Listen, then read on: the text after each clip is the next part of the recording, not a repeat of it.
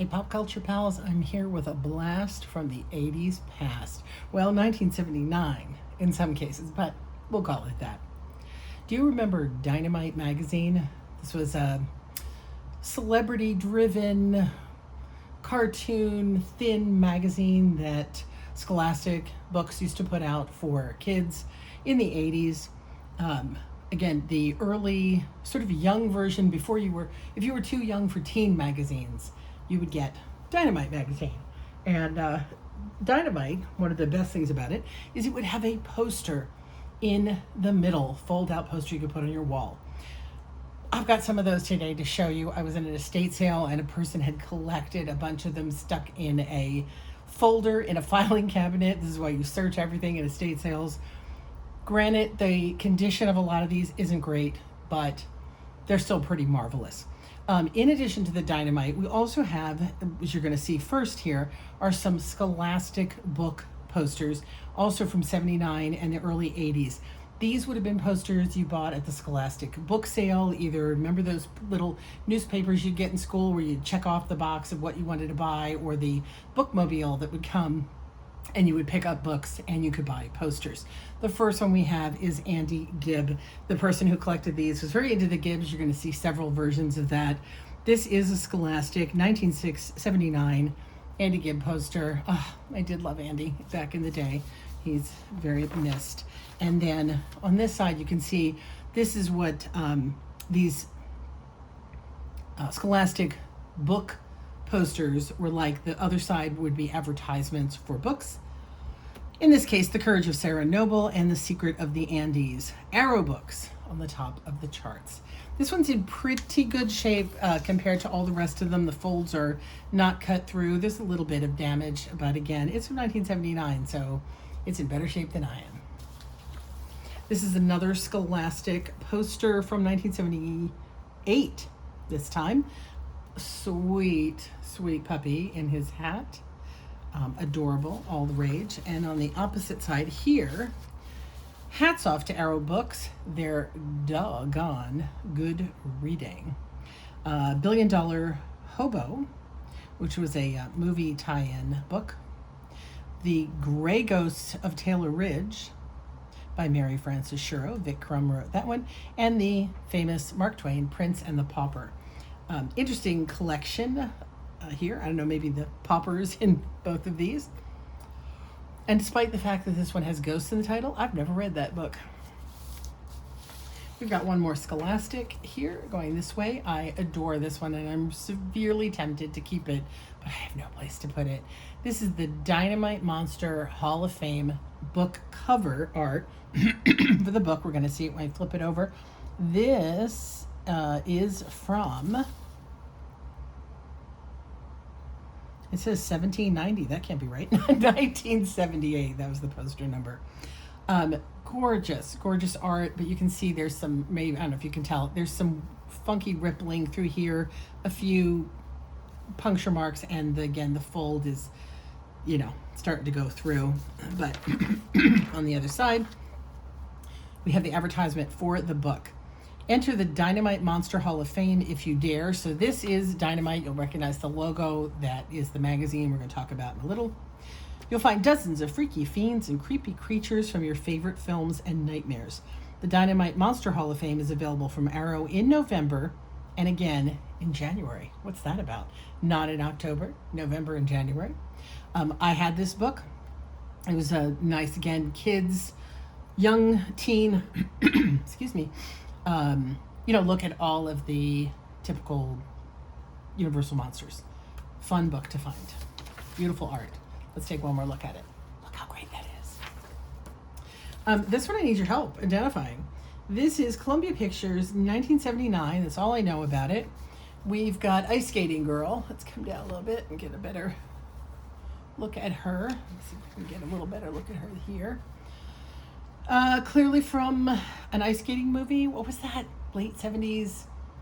Oh, there was like a romantic coming of age, finding yourself ice skating movie. Blades, not Blades of Glory.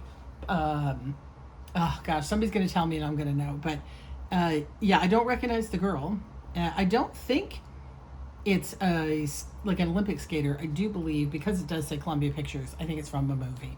So somebody identify this one for me and tell me in the comments what movie this is from, so I can put that out of my mind. Now, this is one of the Dynamite, if I can, I'm going to close in here, Dynamite posters that would have been in the center. This one's in pretty good condition, again, considering how old it is. Let me get it folded again in the right direction. This one, oh, so the next two are kind of sad. Actually, there's a couple that are very sad. It's another Andy Gibb, 1978. This is a Dynamite, fold out poster. It's, again, sadly, the creases in this one are so intense that, and particularly bad because it goes right through his face. But come on, it's a Andy Gibb, all his glory. It's so beauteous. Look at that hair. So again, being a Dynamite poster, there's nothing on the other side. Oh, they're so delicate, so delicate. Okay, I'm gonna come down a little bit. This is a Scholastic. This is probably the worst condition of all the ones we have. Reach Out to a Friend. This is from 1979. I said it was a blast from the 80s past. I was wrong. We have not crossed into the 80s yet with one of these. They're all from 78, 79. Again, another little just sweet animal poster. All the rage then, still the rage now, but sadly falling apart. The other side, you have Friends in Arrow Books. Nobody's Dog by Lynn Hall.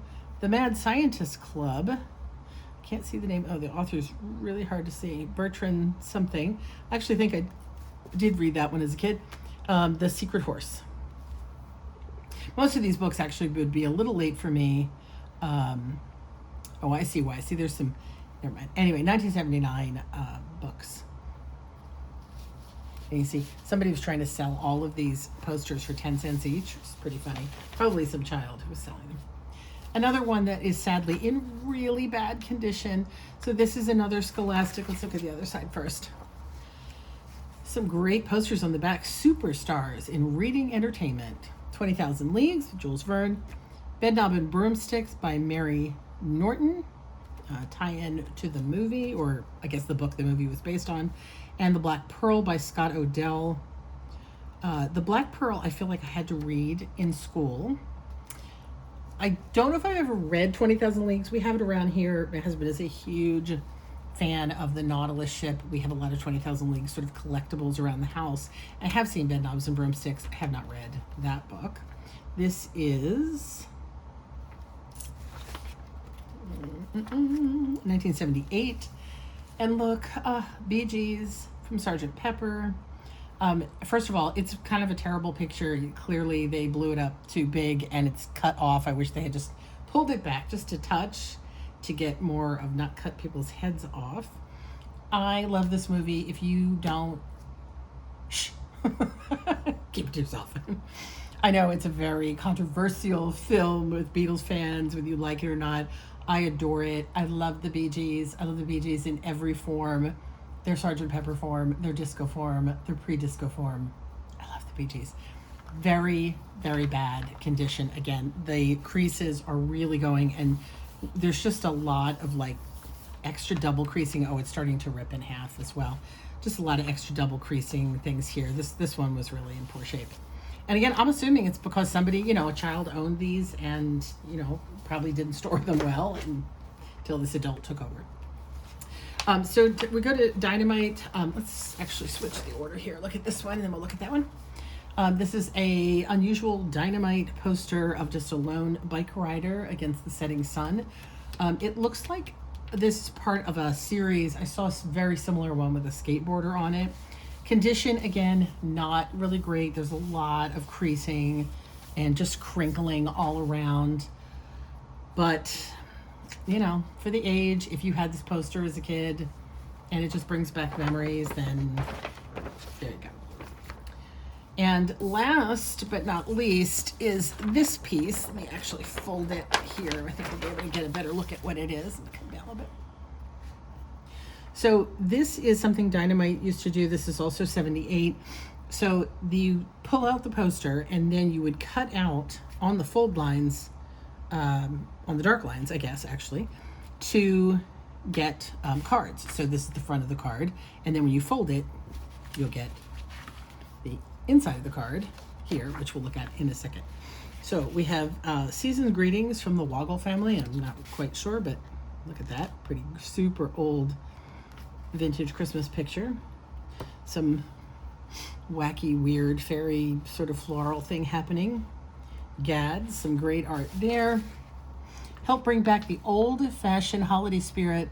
Let's have no more commercialism and greed at holiday time. Wow, that is quite a statement for a kids magazine. And on this side, happy 1965.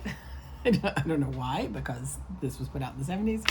'Tis the season for sharing. Fold, then rip off the black area. So let's see what happens there. So on the inside, if we can figure this out,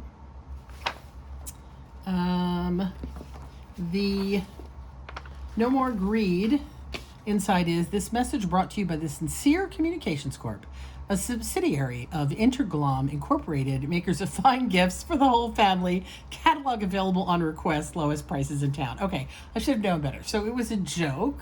Let's get a little closer here so you can see it. So the let's get rid of the commercialism of Christmas is the front of the card, and then it was brought to you by this company that makes fine gifts. The tear off says, so I know you won't mind that I sent the other half of this card to someone else. Oh, sees greetings. Oh, I see. So it looks like, so they didn't finish the word season's greetings because the other side of the card tells you to tear it. And then, so the person was cheap and they sent half the card to two people. The Gad says, I hope your new year isn't a bummer. This font style is so 70s. The lovely little sort of fairy-esque just says peace on earth, goodwill to people. Oh, I see. Instead of goodwill toward man, goodwill to people. Oh, the lighting just changed in here. Now you're getting all the shadows, right? I don't know who these people are either. Oh, but we can't wait to get them out of our living room. Okay, that's funny. That's the picture of the funky family, and that's the inside of the card. That's hysterical. I know this card's a little old. Oh, but it was such a bargain. Oh my gosh, so smart. So the Happy 1965 inside says, I know this card's a little old, but it was a bargain. So again, I was too cheap to buy a 1978 card, so I got you a 65 card, and I tore the card in half. These are fun. This is sort of like the kids' version of Mad Magazine, right? That's what I think. Anyway, that's what we've got here. Let's wrap up with that lovely picture of the Bee Gees. There we are. So that's what I have. A collection of Dynamite and Scholastic posters from 78 and 79. Because of the condition, we are going to sell these on eBay as one big lot. They're obviously so related. They're so BG, Andy Gibb forward. And I'm hoping that someone of the era will want to add these to their collection, maybe protect them in some way by laminating them to some backing board or something to save them, because they really are a fun blast from someone's teenage past.